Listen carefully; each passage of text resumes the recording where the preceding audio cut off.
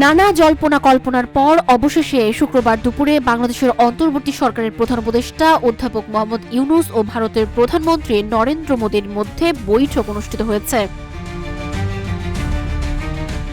থাইল্যান্ডের রাজধানী ব্যাংককে অনুষ্ঠিত ষষ্ঠ বিমস্টেক সম্মেলনের সাইড লাইনে স্থানীয় সময় মধ্যাহ্নের পর দুই প্রতিবেশী দেশের শীর্ষ নেতারা সাংগ্রিলা হোটেলে তাদের এ দ্বিপক্ষীয় বৈঠক শুরু করেন।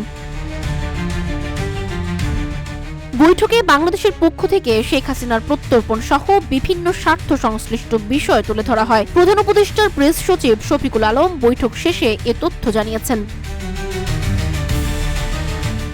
শফিকুল আলম বলেন, বাংলাদেশ ও ভারত দুই দেশের সরকার প্রধানের মধ্যে অনুষ্ঠিত বৈঠকটি অত্যন্ত গঠনমূলক ও ফলপ্রসূ হয়েছে। আমাদের সঙ্গে পারস্পরিক স্বার্থ সংশ্লিষ্ট সব ইস্যুতে আলোচনা হয়েছে।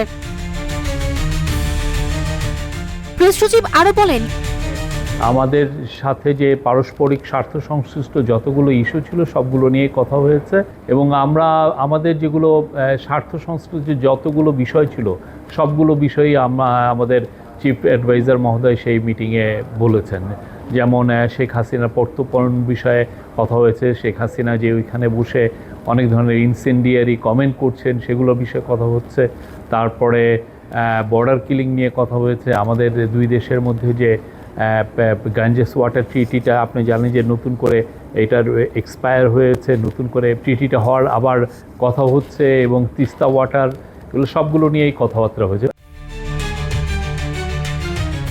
অন্তর্বর্তীকালীন সরকারের দায়িত্ব গ্রহণের পর এই প্রথমবারের মতো অধ্যাপক ইউনূসের সঙ্গে ভারতের প্রধানমন্ত্রীর বৈঠক হলো।